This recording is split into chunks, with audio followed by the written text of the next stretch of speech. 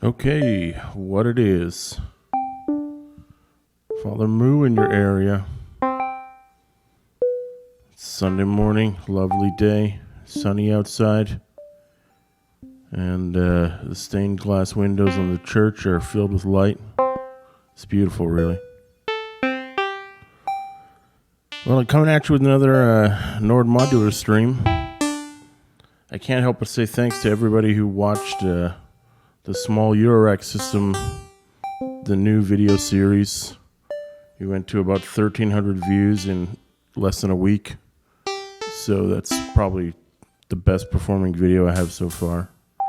I said before, I like this channel being niche and small and underground as far as it goes.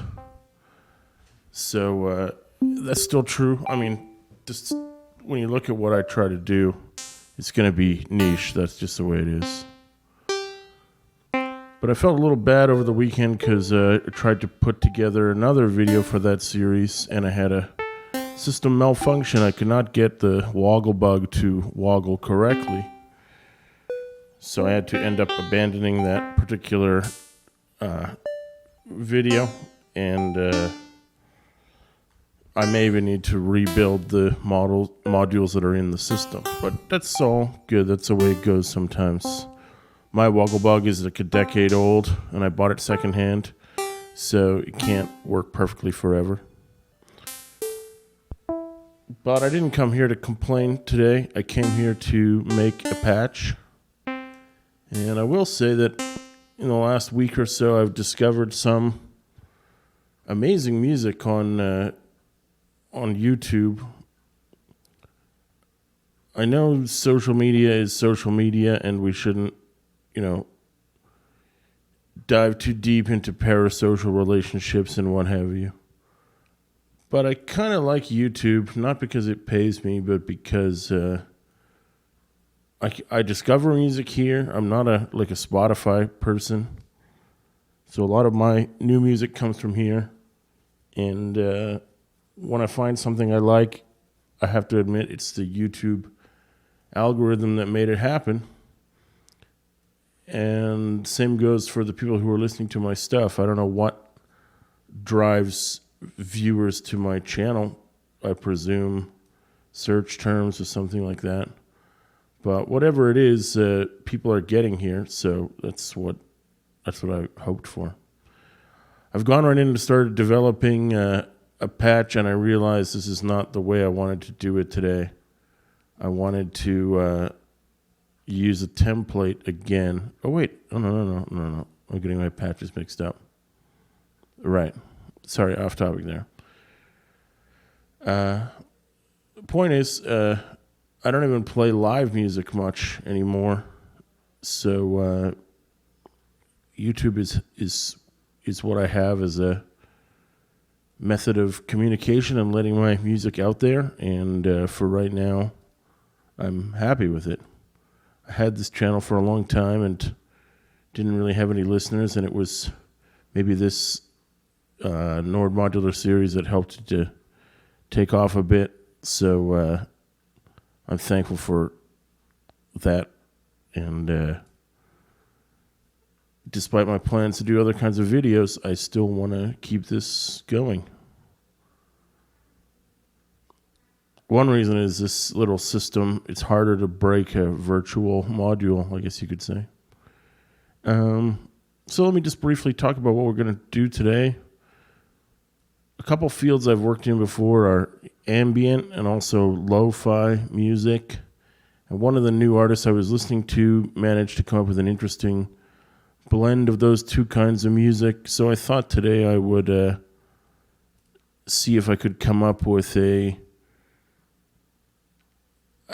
patch which has a couple of little machines playing lo-fi sounds, and then divide up the clock. So I'm going to need random pulse generators. Use the random pulse generators to basically essentially turn off some of the clocks some of the time.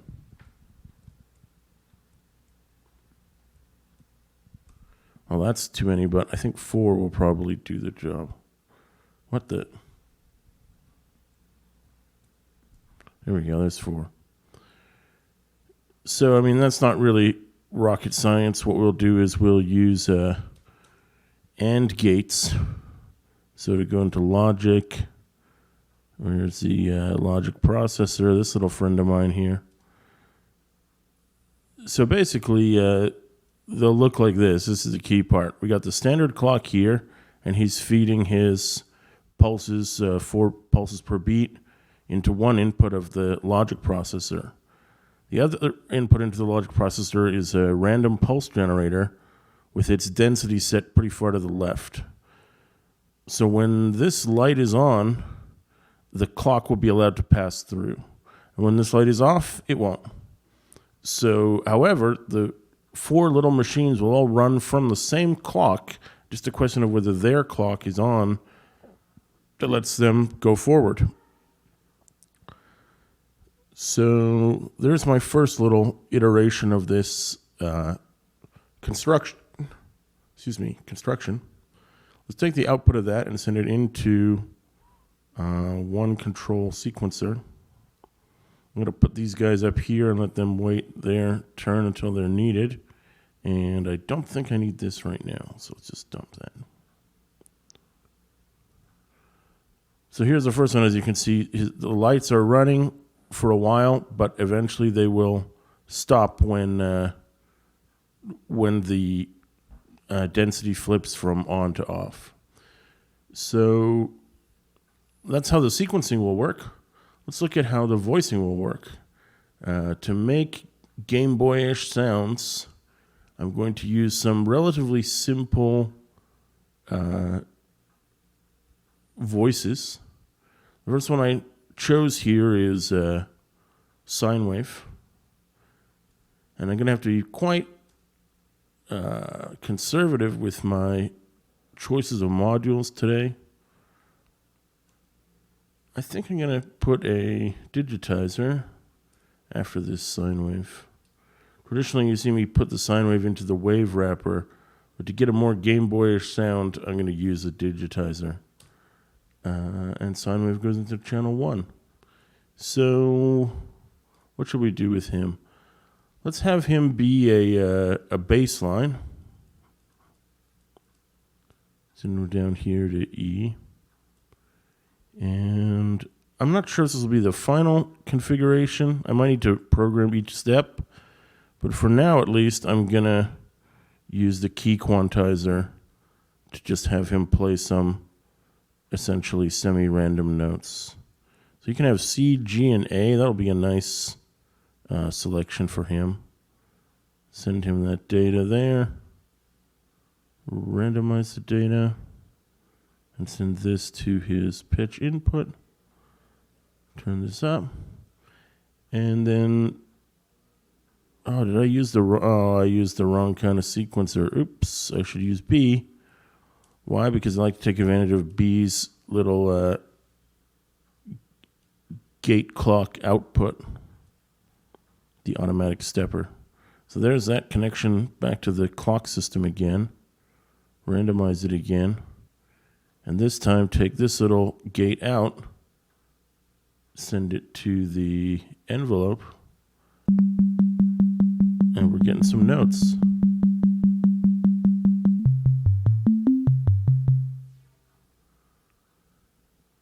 Seemed like a lot for what I thought was a slow tempo. That's a pretty neat starting point, though. Let's plug in the digitizer is bypassed. So let's try reducing this a little bit. That's giving it the lo-fi character that I'm going for. And I'm going to put in the clock random step generator. He can drink from the same clock source, the master source. Doesn't matter if he's always on, because if there's no sound being let through, it won't affect him. And I think opening this just slightly is probably what we want today. Some slight, yeah. Neat, that's neat.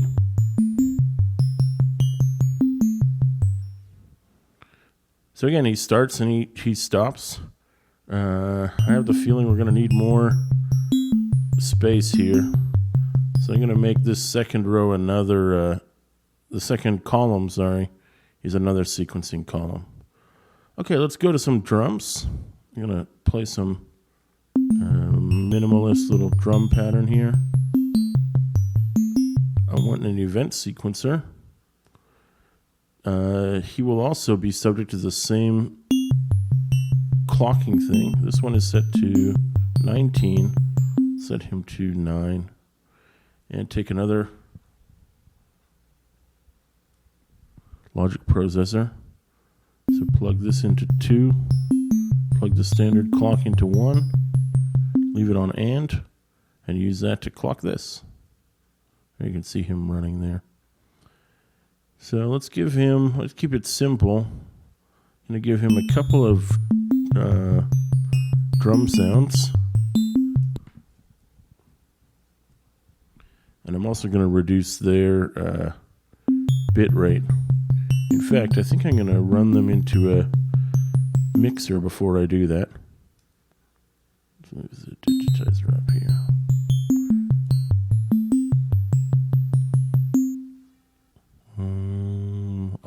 Audio. Digitizer. You know, I had a feeling this patch wasn't really going to work out. I was feeling a bit nervous about the construction, but I think the clock, the difficulties that would have been related to the clock have already been sorted. So it's actually kind of a plus. So this should be really quite simple. I'm going to do kick and snare. I'm going to digitize them a bit, but I just want to have some kind of a tempo for the whole thing to follow. Not a tempo, but a drum pattern that makes it all seem rational. So there's a snare.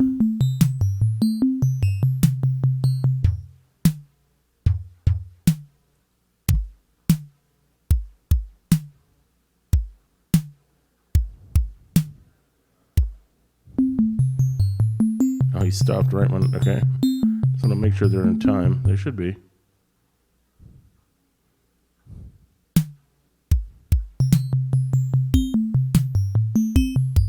Yeah, there we go. Doesn't sound quite. Let's try that for the bass drum.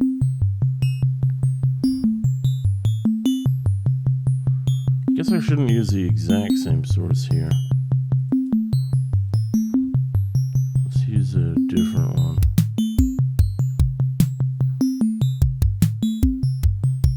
Good, they are in time when they choose to play together. Just making another clocked random step generator to get some variety in the drum processing.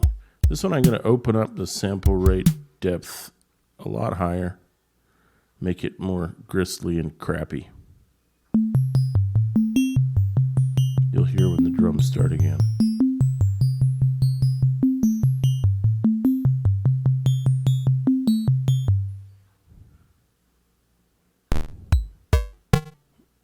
There we go.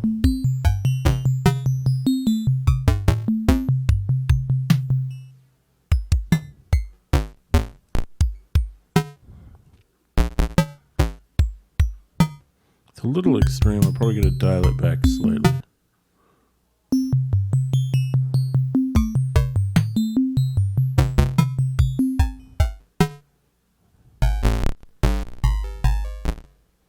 Just turn it off for a sec. Difficulty when programming these intermittent clocks is that they stop and then you can't adjust your settings because you're not getting any sound.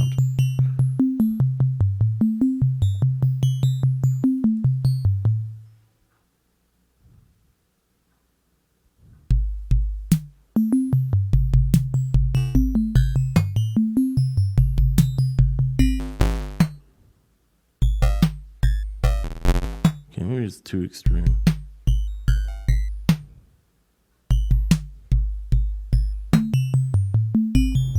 I think I'm going to do this. I'm going to be dividing the clock anyway. So I want to feed a the standard clock to clock divider, divide it by 4, and then send that to the random step generator. Because some of the kicks are a little bit longer and the changes are happening too fast. So what was I doing over here? Well, I'm going to use the same circuit again. So here's my random pulse.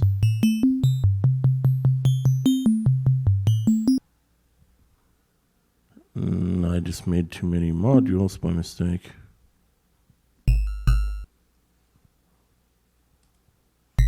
Just one, please. There we go. Great. Let's turn off the yellow cables because there's just so many. So this is the same as before. Instead of taking the clock from the source, I'm going to take my divided clock, which we used for the LFO, and send that to input 1 of the processor. And I'm going to dial the knob down on the random guy way low again and send him into the other input and send that out to the sequencer.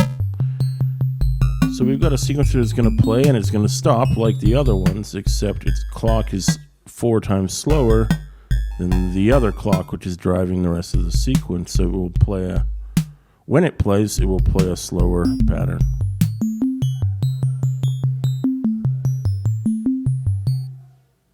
Let's do key quantizer. It worked out well with random notes for the other one. Let's give this guy a few more of the major key notes so he can have more variety. I tend to have less variety in random notes for a bass line because it's safer to have it playing roots. I'm ready to plug it into an oscillator and I don't have an oscillator yet. So we used a sine wave. We used 2 of the standard drums. Now I want to, I think I'm going to use OSC-B. I'm going to make quite a boring square wave. A square wave which does not have pulse width modulation. Why? Because it'll sound quite lo-fi and Gameboy-ish. I'm going to give him a filter because he probably needs it. And give him a simple envelope like the one we used already. Hook up the audio channel. Set this to square, but not pulse width. And send his out into the mixer. And send the pitch from here into here. So he's tuned 2 octaves, or 1 octave above the bass line. And he should play as soon as I connect this to the gate input. There, I can hear him now. I'm going to turn the other ones down a bit. Especially the drums. He's just being filtered, that's why. I can use this LFO for his filter as well.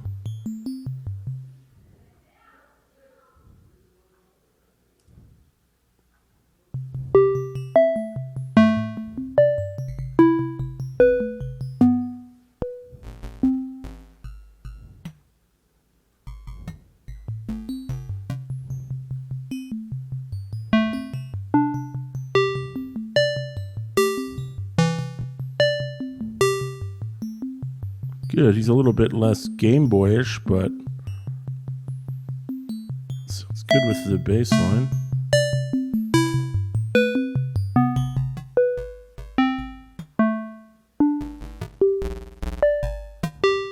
It's still too extreme in the distortion area.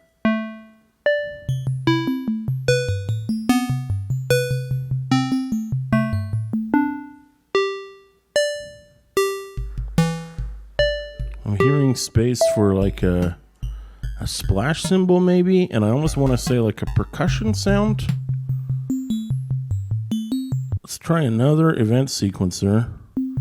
We got one more random dude left, and we'll take another logic for him. Do the same setup here. Logic into here. I wonder if I could use a different version of the clock. Let's take the clock divider. I don't know if this is going to work, but we'll try it. I'm going to try dividing the clock by 3. Send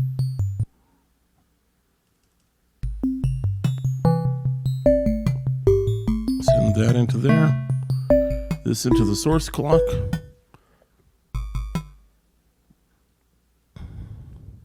Maybe I'll set this to 12 steps, it's going to loop, so. And send this to the logic processor.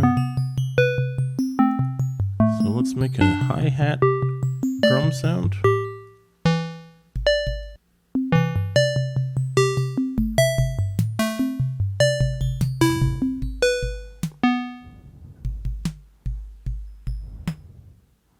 Go to the cymbals.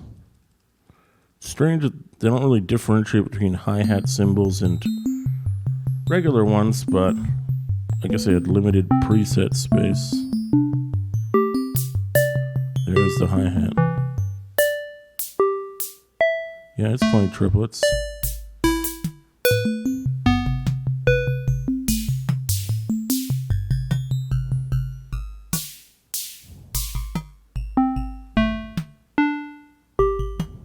It's not that amazing. Try dividing by 2.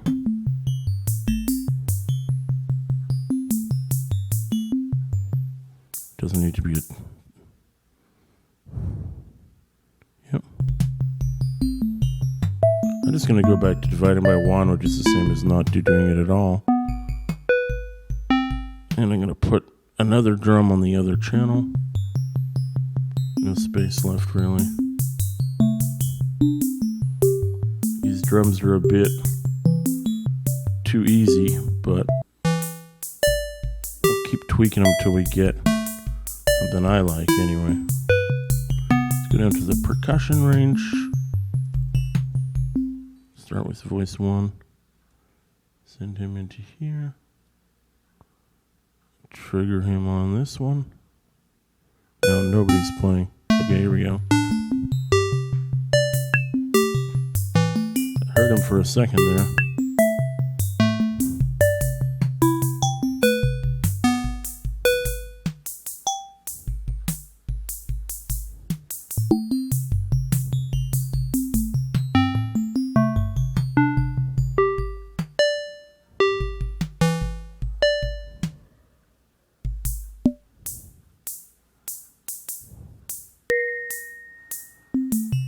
Good. That's the gong I was going for. Let's mess with his pitch. That always gets crazy results.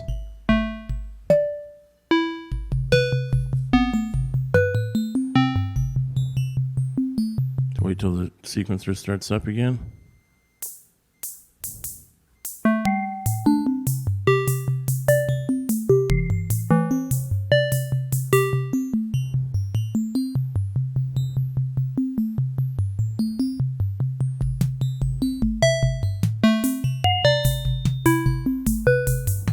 Kind of hard to hear with everything else going on. Just turn this off.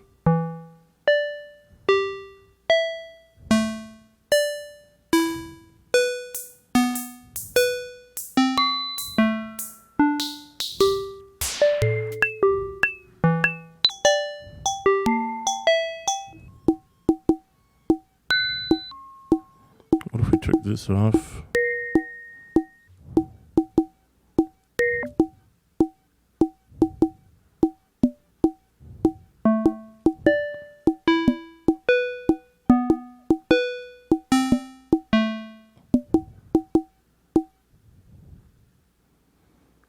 That might be more interesting. Let's dial these guys back in.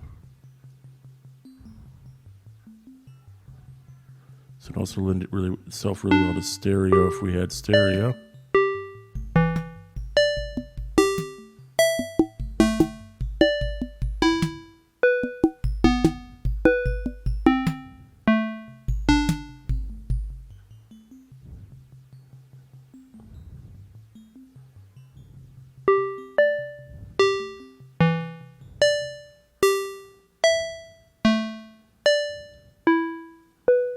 Tweaking the filter a bit.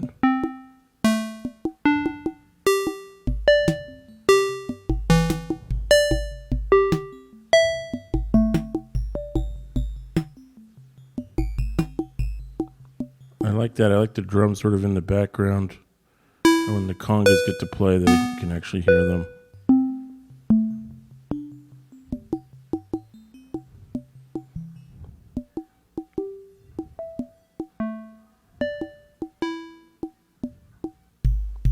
I might, if I was turning this into a performance instrument, I might assign the different knobs to the different mixer knobs here and just fade the levels myself. But that's cool. I think that's pretty close to what I was going for. I think I'm going to save it here now.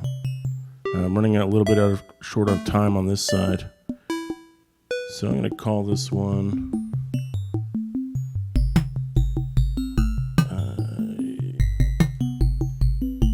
Game Boy on off. I was going to call it Game Boy Ambient, but it didn't turn out very ambient, but it certainly did turn out on off.